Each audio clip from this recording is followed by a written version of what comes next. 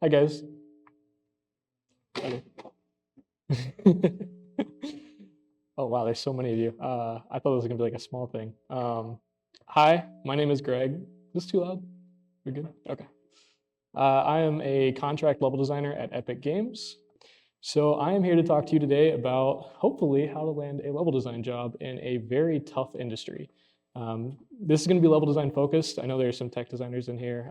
I've done some tech design stuff as well, and I kind of lean everywhere, but this is just kind of generally focused on level design, but I think generally applicable to kind of everyone. So I will dive on in, and please excuse this poor like PowerPoint. It's a little rough, but I just kind of threw it together.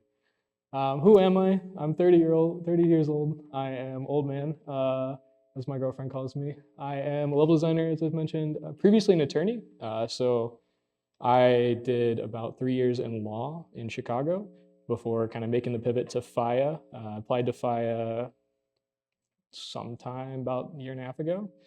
Attended FIA last year in cohort 21, and still there hanging out with my friends and stuff like that in the ventures track technically. So it's a good time. Highly recommend FIA for anybody thinking about going. It's a great opportunity. Yeah, so why should you care about what I have to say about this in an industry where everybody's trying to tell you something and people are trying to charge you $500 to tell you how to get a job in level design or in the industry break in, whatever. And honestly, I think you should be skeptical because nothing that I can say or anybody can say will get you a job in level design or any design. It's going to come down to you, your work ethic, and making smart decisions with what you have available to you.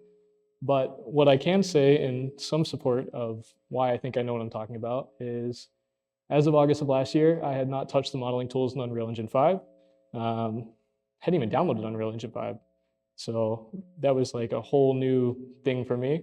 And somehow in the last year, I landed interviews with Riot Games, with Epic Games, Undead Labs, and EA Tiburon. And 2 of the 4 of them made offers to me. So I've had somewhat of a good experience, kind of taking a lot of the things that I've been told or seen, and with like a healthy dose of skepticism, kind of figuring out what is a good way to get in the door, to get the attention of recruiters, and then past that, getting the attention of the hiring managers.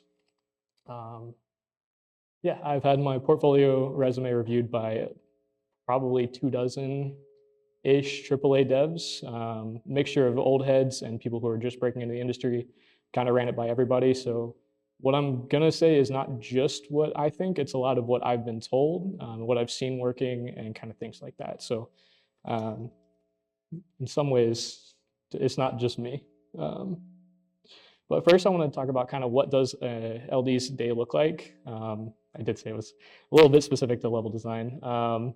So my job, my day-to-day is, right now, I'm a junior. I've been working there for about a month. So very brand new stages to this. But right now, I'm doing a lot of set dressing. And so I am heavily involved with props, heavily involved with kit bashing kits, putting together buildings, kind of seeing where those would go in an environment, making them pretty, stand out. And we're in prototype phase of our project, so I can't really go into details about what the project is, but it's pretty good. It's a cool project, and a lot of what I'm doing is kind of getting the general idea together so that art can take a pass later. So yeah, and we can come back to this. I'll have a Q&A session later if you guys have more questions and stuff like that. So resume tips. I think this is the thing that people underestimate the most, and it's such a good opportunity to just get yourself in the door. When people, you've probably heard this a million times, but people say all the time, like, tailor your resume to the job you're applying for. And it's so true. Like, read the job description and find projects that you've worked on in the past and make those bullet points tailored to that job application. I'm telling you, you will get so many more interviews, because what a recruiter is doing is they're having about 400, 500 applicants for every single job on their desk, and they're skimming, right? You're getting 20 seconds, 15 seconds, 30 seconds, right? Your resume from the first second has to scream, I am the fit for not a job like this, but this job in front of you, right? So the way that I've found that to be pretty successful is to go through that job description and find projects that you've worked on. And you may have been probably pretty generalist, right? You may have worked a little bit of tech design, little bit of level design, a little bit of environment art, whatever. Find ways to take those projects and be like, and highlight the tech design part if you're applying for a tech design job. If it's a level design, highlight the level design, right? Highlight kit bashing, highlight making geometry, highlight landscape tools. Huge right now. Everyone needs a good landscape artist, right? And not just from the tech art side, but actually like molding that landscape to be interesting enough for a play space. So things like that, super, super important. And you want that recruiter who's only going to give you 20, 30 seconds to immediately recognize this one goes in the pile that I'm going to look at later, right? This guy's probably a good fit. I'll look at his portfolio. Because if you don't do that on your resume, they might not look at your portfolio. A lot of times they won't unless you immediately scream, I'm a fit. They have 400, 500 applications to get through, right? Their job is to get someone who's going to meet that criteria. And in that big stack, there are going to be people who meet that criteria that they're looking for. And it could be you. It probably is you, but you just have to point it out on your resume or you're going to get skipped over. So huge takeaway, you have to do that. Clickable links. I see so many people skip this. If you go to Canva, which is what most people make a resume in, you can put a link in there. And if you download it as a PDF, that link stays. And if you make it easy for the recruiter to click your portfolio, it's just, you don't want to lose time where they're going back in their application software, where's his portfolio, right? Just make it easy. They're already on your resume. Click the link, portfolio opens up. Make it super easy. I would do that with your portfolio. You can link directly to pages, like on your projects, if you put them on there, things like that. Make the recruiter's life easier. You'll get more time. You'll get more mileage with what you're kind of trying to do. Sorry, I know I'm kind of reading off this. Portfolio tips. And I'm going to go over my portfolio. So I'll kind of show you ways that I've done this. But if the recruiter gets their portfolio, it has to immediately resonate with them. It's kind of the same thing as the resume, right? 30 seconds or less to impress them. Videos, best thing you can do. Highlights. You're looking for like that Call of Duty 360 no-scope montage clip that screams, I am the level designer for this job, right? Like, you want it to immediately scream.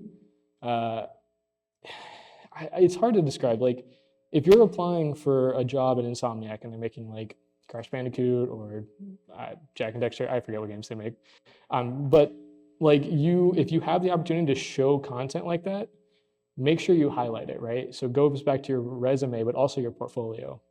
You can link in the portfolio section or even on that resume you're tailoring straight to that project. So it shows directly that you make the type of content that they already work on. And to recruiters and to hiring managers, that's super, super important because there's so many people out there, right? Someone has made content that looks like what they're already doing, which means less ramp up time, less expenses paid for training the new guy, right? They're already kind of on it. They already get it. They know what we're making. They're kind of like walking in the door. You want to sell them on the fact that you are capable of just walking in the door and being that guy from day one because it's so much cheaper for them and they're not taking a risk on someone who already kind of makes the work they're looking for, right? So these types of things are like, basically you just want to make it look as close as possible to you are the guy who day one could walk in, and even though it's a junior role, you could probably do senior level work, right? Like that's how you get these opportunities to interview. But yeah, so in terms of like what you can do with the portfolio, you have time right now. If you're in school, if you're planning to go to FIA, things like that, you're going to get opportunities to make new projects, to make projects you're working on. And for level design specifically, if you want to work on Fortnite at Epic, right? Go into UEFN, make a Fortnite POI, make something that looks like Fortnite or Blitz or, Save the World if that's the type of stuff you're interested in, right? Like, there's so many different things you could make. Just take something and show that you can make that type of content already. It'll go a long way, especially when you can go into that, that application and link straight to it, and the recruiter can go, oh, he already makes Fortnite content. Let's put him in that pile, right? Everything you're trying to do, just get to that next pile, because that's how you get the interview. And, interview, I can't guide you through that specifically. That's a lot of times it's personality more than can he do the job. Because if you've gotten through, they kind of already assume you can do the job a lot of the time. So it's more about getting someone who's going to be a good fit. They can work late hours with, they can depend on to do the work, things like that. Obviously, some of it is, can you do the work? But most of that's covered in resume portfolio. They've seen your work and design tests. Often, if you get a design test, they'll know that you can do the work. So it's more about being a good fit personality-wise once you get to that stage, but getting to that stage is everything. Oh, and I've seen this a lot recently. A lot of people have mods. You don't have to use UE5 for like every project. Feel free to make mods, Fallout editor or Far Cry editor, like things like that. Really good opportunities to make content that'll resonate with a different company. And I would diversify your portfolio. So if you have 4 or 5 companies, you're like, I really want to work there, make 4 or 5 levels or projects or things like that look like that type of gameplay. It'll go a long way. And I'm going to kind of do like a walkthrough of my portfolio, just to kind of show what I'm talking about. So this is not perfect by any means. There's definitely flaws in here, and I don't want to like tell anybody like copy this, because there are things wrong with it for sure. But the first thing I would do is make something eye-catchy. So for me, that was this is my Fortnite design test. This is what I did whenever I interviewed at Epic. And they asked me to make a POI, and this is what I ended up creating. So I thought it was one of my best looking pieces. I made it a big background splash. And then as soon as you scroll down, it's the first thing you see, right? Because this is the thing that I thought was my best work. Highlight your best work as much as you can. And I liked videos. All this is clickable. So videos for me tell way more of a story than pictures will, and pictures tell way more of a story than text. There's almost no chance that anyone's going to read through a mountain of text. They'll skim through your photos, and they will look at your videos for maybe 10, 15, 20 seconds, something like that. They're almost definitely not going to read paragraphs of text. So as much visual as you can give it, and high level stuff first. So a lot of what I'm thinking here is recruiter focused. The recruiter is going to be the one who is your first gate, right? Before you get to a hiring manager who you're trying to impress. So you need everything to scream, this is for the recruiter at the top. At the big, like bold, pictures, images, you want the recruiter to approve you. When you go past that, once you get to that second pile, you get to the interview, that's when the hiring manager is going to start they're going to take a deeper dive into what you've made. The recruiter is not there to gauge your technical skills. The recruiter is there to gauge, are you capable of doing this job? Would you make a good candidate? Are you applicable to this position, right? So they're not doing as much of a deep dive. When you click on my links, though, I try to make it so, immediately it goes from just video with like 1-2 words to now we're getting some text. This is more for like, there's still big words. So if the recruiter's made it this far, obviously it talks about levels, responsibility details, like big stuff. But the further you go in, now we're starting to get to like actual text. This is where like I would expect the hiring manager to start reading and the recruiter to put it down by this point, right? The recruiter's probably not going to take the time to read all this, but the hiring manager will before that interview. So it's things like that, right? As many visual aids as you can give on a project page as well. People want to see not just the video and not just the pretty images that you got at the end, but how did you get there? Where did you start? What did your blockout look like? What was the progress? And then what did you make? And this is talking less about the recruiter and more about the hiring manager at this point. A lot of the times they're trying to see, how did you get from the start of where you started? What did the halfway point look like? What did the end look like? Why did you make the decisions you made? Was it focused on the right things? That's what they're looking for. So for me, explaining that blockout phase, explaining that iteration, super important. And so this is literally for them. 2D maps also, love them. It doesn't matter if they're drawings and they're like the ugliest thing in the world, people want to see that. Because it just shows where your head's at before you start getting into like making it. And I think I made this in Illustrator, but you just kind of go. The more, and if you can do cool things with visuals, so I liked this where you can kind of see like, this was like just the high level boxes and squares, and then this is like where it turned out, but you kind of maintain the shape in a way, and a lot of the floor plan is kind of the same, so I'm trying to show that off. GIFs and stuff like that help, and so for this, try not to do, so I know I have the mountain of text above, and like I said, my portfolio is not perfect, so take this with a grain of salt, but if you can show a picture, you can show an image, you can show a GIF, a video, something like that, and then you have the opportunity to explain it on the left, it can help, right? So the reason that I'm doing this particularly, there's a good chance no one's gonna read that left paragraph, but there's also a chance that he really likes something he saw and he wants me to dive into depth. Why did I make it that way, right? Why did they make it that way? And this has been brought up in a couple of my interviews, questions about just like things on this page that were like deeper down that I never thought anybody would get to, but it comes up, People read it, especially when you're in like the 3rd or 4th round of interviews, people look at this stuff. So. Mirror boards, also very helpful. You will use them in the industry a lot, so if you haven't figured out how to use Miro, it's easy, but give it a whirl. Yeah, so stuff like that. And then let me skip forward a little bit.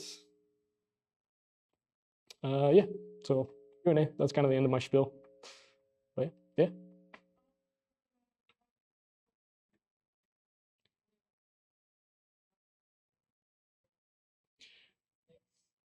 Yeah, that's a great question.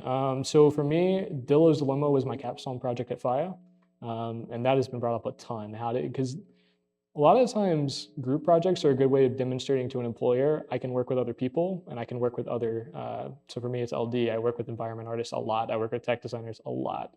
Trying to collaborate on what we want, how do we want to get there, and what do I need to do to accomplish their goal and not be a block for them. And showing that in an interview is super important. So in terms of what I put on my portfolio, for me, Fortnite was the prettiest. It looked most like a game, so that's why I went that way.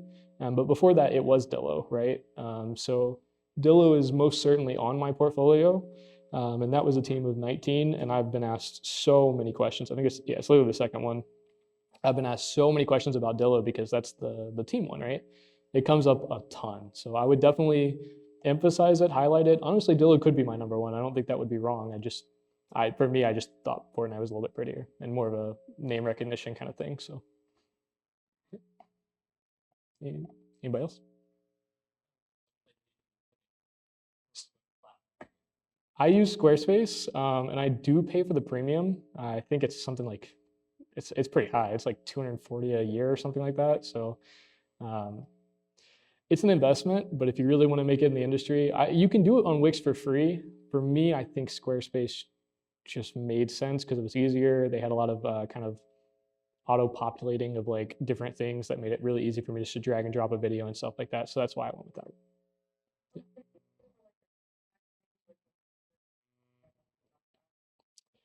Um, I think generally, how do I even do my contact page? That's a great question. I haven't really thought about it. Most of your contact stuff will come from your resume. For me, I think it's in my resume. So my About Me has my resume kind of embedded in it. I have a contact section here. I don't think I even have anything on my website. Not that it's wrong to have it or anything like that, but for me, it just never, I guess I didn't need it. So, yeah. So see what's in the way, or either gets in the way or complements like what you're going for as a level designer. Like, does that ever get brought up? So at FIA, we had a lot of portfolio reviews, and I'm telling you, we have Jack Martin, who's just a lovely man, awesome guy. I forget what company he works at, but he's done a lot of our portfolio reviews, and he gives me hell every time because he's like, "Why do you have so many categories? Like, it's distracting." For me, I thought it made sense based on other portfolios I was referencing to kind of include those sections, just because like I was going for more than level design. I was going for tech design roles. I was going for a boss design role at, I think it was Bungie. I don't even remember. There was some company looking for a boss design role. So literally what I did was I had my portfolio section that I tailored to boss design. And then I linked them, instead of linking them to my main page, I linked them to this page just so they could see like some bosses I had worked on and stuff like that. So, and I never heard back from them. So, take it with a grain of salt. But for me, that was my logic behind it. So.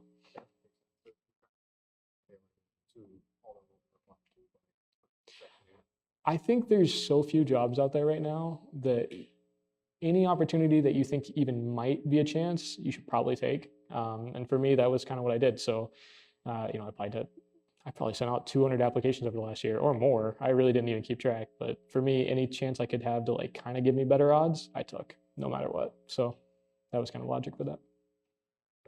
Yeah.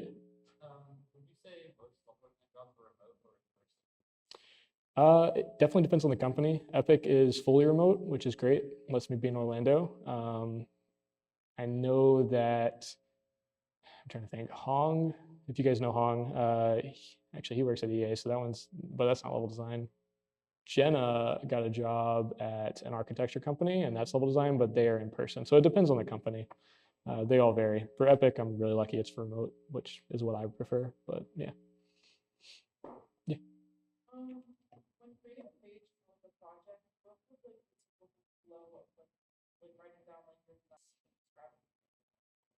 So I've done it a couple different ways over the years, or not over the years, over the last year, I should say. For me, at one point, I had like this ending that was like, what iterations would I have made and stuff like that. But I ended up kind of hating that section because it always looked like it was me being lazy and like I should have done this, but I just didn't because some reason, right? So I ended up scrapping that and kind of removing that. And I'd gotten feedback from somebody who reviewed it. It just looks like you should have done this, but didn't for some reason. So that was used to be what I would end on. Nowadays, I don't even know what I end on. For me, it was just kind of like I would just naturally kind of update these pages as I was working on them. So let's take Dilla, for example. So for this one, I would always highlight responsibility to details for the recruiter primarily more than anything. Like everybody else who interviews you will look at this, but the recruiter mostly, this is like, how does this meet the job design kind of role, things like that. So this is a lot for the recruiter. And then just as many images, as many flattering things. If you can get like a couple highlight pictures, a couple highlight videos, GIFs, whatever, that just make it look like this isn't just like something I threw together in 3 days. It's something like I made that was quality, and getting that up front and then breaking it down after that and kind of showing the process. Because genuinely, people don't care if your project's like, how do I say this? If your project looks ugly, people probably aren't going to spend much time on it, right? So you want to get those like really pretty panorama shots, those beauty shots as much as you can to kind of tell people this is the project you can click on. Like this is the one you should look at. This is my quality work, right? You can show ugly pictures later. Like my blockouts aren't that pretty. They're not good. Especially in retrospect, like knowing what I know now, this should have been way more detailed. But they're in here, right? And it kind of shows where I started and, beauty pictures first, then kind of breaking that down and then a map. Order is not super important. It's just whatever you feel like works for you.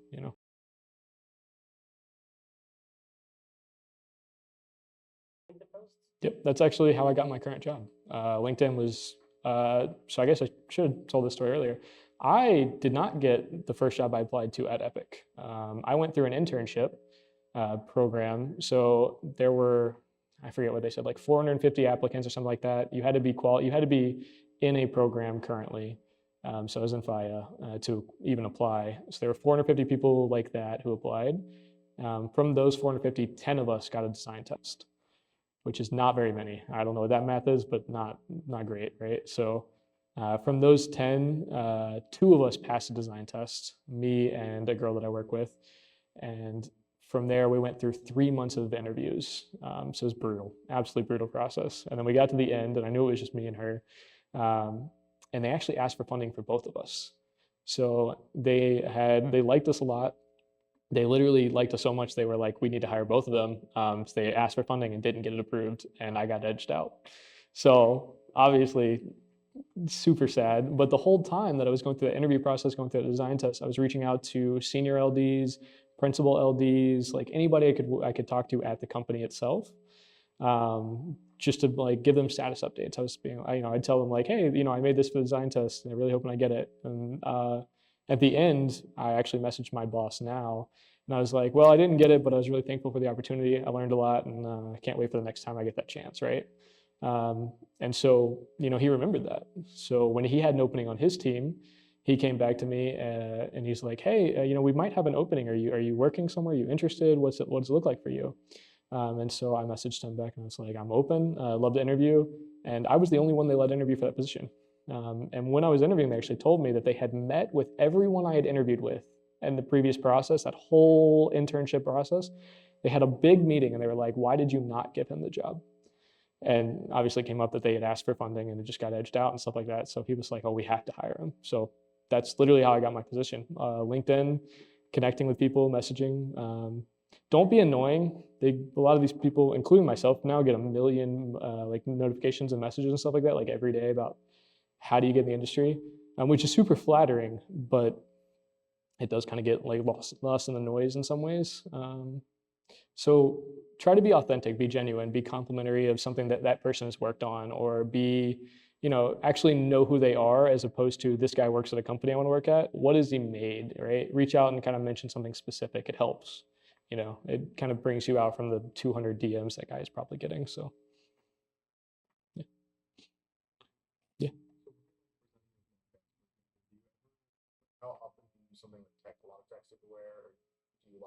tool a lot. Are you talking about for where I work now, or like when I was working on the portfolio? It's both.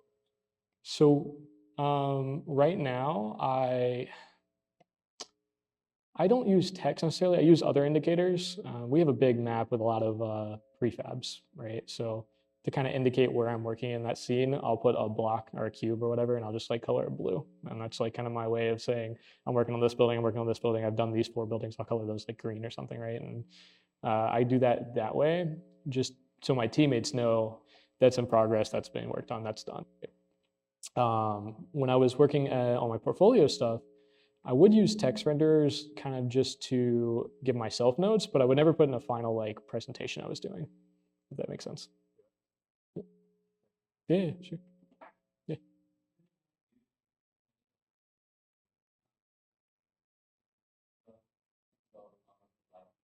It might not have been August. When I applied to FIA, that application period, I used Unreal for the first time.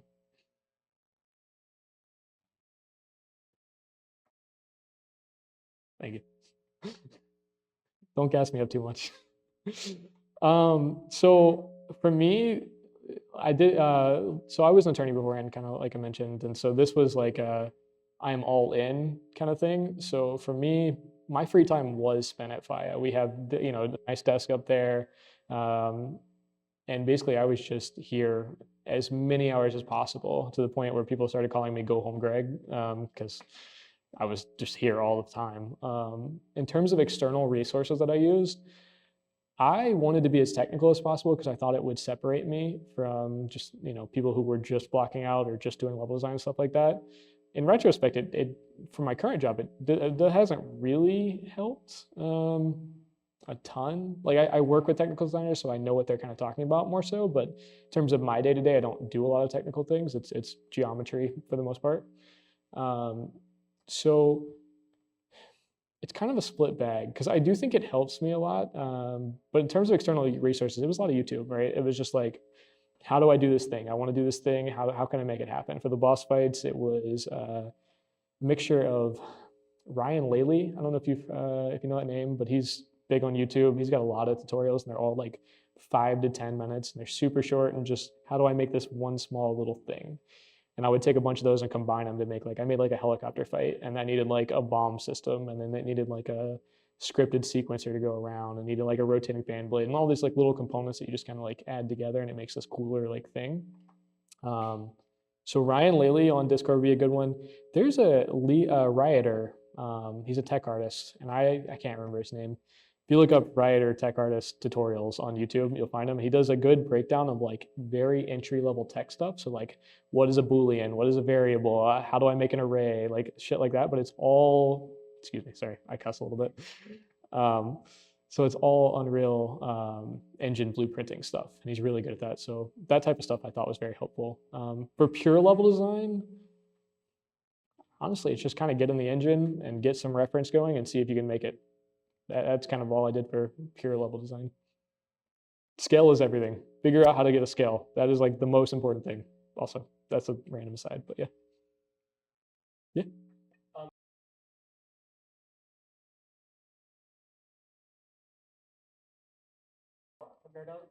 I definitely would. So I got asked a ton of questions in my interview process about why I did certain things. I think the number one thing when you're taking a design test to think about is how do I make what I'm doing look exactly like what is in the game currently? Because that's really what they want to know. Can you do what we do? And that's probably why I didn't get the job. If you actually look at my design test, I think it's pretty and I like how it looked, obviously, but I didn't get that job. And I think a big reason for that was I overpropped and I did things that they don't do in Fortnite, which in retrospect I know, but at the time I was kind of thinking about it like I want to make this very pretty thing that they're just going to admire. And it got me to the point where it was, 10 designers got a design test and I passed, but it didn't get me the job. And the reason is I made some mistakes because I wasn't designing like a Fortnite designer. I was designing like what I thought was pretty, what I wanted to make, right?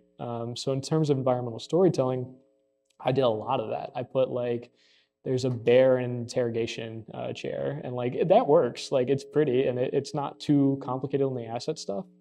I did like some flipped over cop cars that were with banana peels and things like that. So I did a whole bunch of environmental storytelling. But in terms of like, I put a bunch of rocks around the POI. That's almost never done in Fortnite. It was a big thing I got called out in like all of my interviews. Like, why did you do this? And for me, it was I was trying to frame the place, right?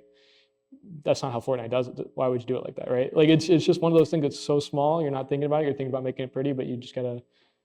It's all about making it how they would make it. So I don't know if that answers your question. Sorry, went on a tangent. Anybody else? Yeah. Did you ever revisit that thing, try to make it more like Fortnite? Just like, did you ever like edit a few things? Like, I wish I could say yes. I should have. I did not. In retrospect, I should have, but it wasn't my priority list. I think I was pretty crushed after not getting the job, and I kind of just didn't want to touch the engine for a while. So I didn't go back, but I should have. Yeah, yeah, yeah. For like making a piece, let's say you're spending your free time going for a more specialized look for like games you want to work.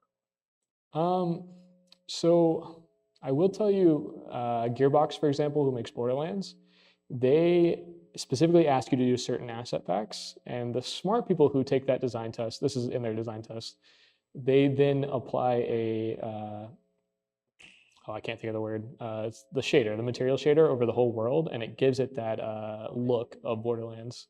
What'd you say? I don't even know what it is. I didn't make this, but I saw a friend of mine who is in FIA do this, and he put a shader on, makes the whole thing look like Borderlands. The assets look like Borderlands. It's really nice. But all of those are pre-made prefabs from Quixel. Actually, they're on the Fab Store, I think, one of those. So highly recommend doing things like that if it makes sense for the like. I would make sure whatever you're making is similar to a game that you think you might apply to that company one day. So figuring out ways to do that. Yeah. Anything else? All right. Well, I think that was it for me.